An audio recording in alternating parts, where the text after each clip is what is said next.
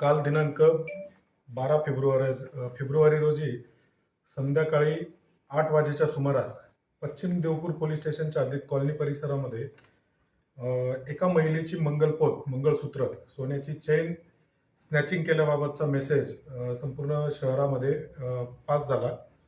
त्या अनुषंगाने यापूर्वीच माननीय पोलीस अधीक्षक श्री श्रीकांत देवरे यांनी शहरामध्ये व तसेच इतर पोलीस स्टेशनच्या हद्दीमध्ये ज्या प्रकारे चेन स्नॅचिंग होतात, बतावणीचे गुन्हे घडतात, तर त्यांनी सर्व पोलीस स्टेशन प्रभारी अधिकारी आणि स्थानिक गुन्हे शाखेचे अंमलदार अधिकारी यांना शहरामध्ये पेट्रोलिंग करण्याबाबत आदेशित केलेले होते. त्या अनुषंगाने स्थानिक गुन्हे शाखेचे पथक एक शहरामध्ये पेट्रोलिंग करत असताना त्यांना सुद्धा ही माहिती प्राप्त झाली.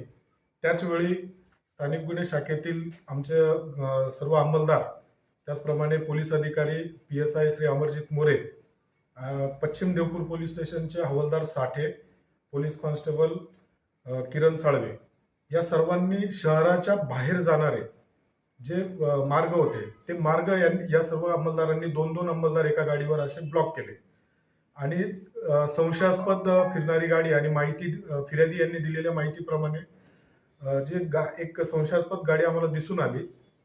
त्यानंतर 2 गाड्यांनी आपल्या पोलिसांच्या त्यांचा पाठलाग सुरू केला आणि त्यांच्या लक्षात आल्यानंतर हे पोलीस आपला पाठलाग करतायत, त्यांनी त्यांचा गाडीचा स्पीड वाढवला व शहरातील वेगवेगळ्या रस्त्यांनी ते बाहेर पडण्याचा प्रयत्न करत होते.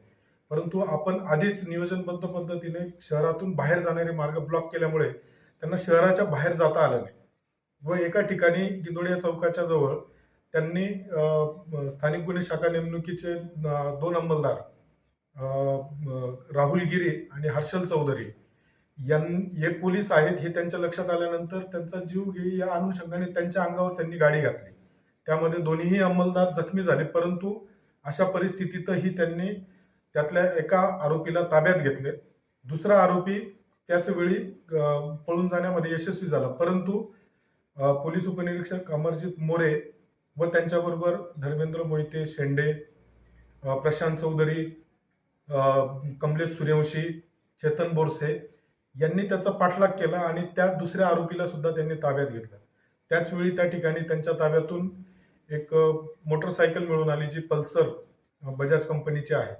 त्याबाबत आम्ही माहिती घेतली असता ती पल्सर सुद्धा त्यांनी कोपर खैरणे, नवी मुंबई त्या पोलीस स्टेशनच्या हद्दीतनं ती चोरून आणलेली होती आणि त्या संदर्भाने त्या पोलीस स्टेशनला सुद्धा गुन्हा दाखल आहे.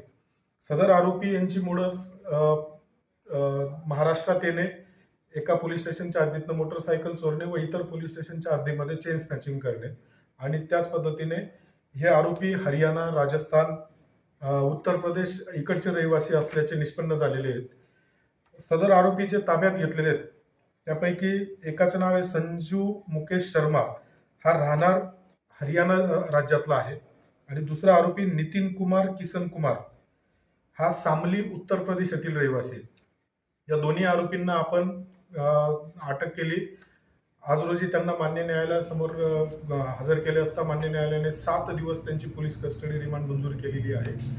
सध्या त्यांच्यावर इतर काही गुन्हे दाखल आहेत का किंवा त्यांनी इतरही काही गुन्हे आपल्या धुळे शहरात, जिल्ह्यात केलेले आहेत का, त्याचा तपास आम्ही यापुढे करणार आहोत.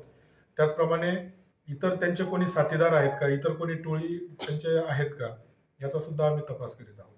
धन्यवाद.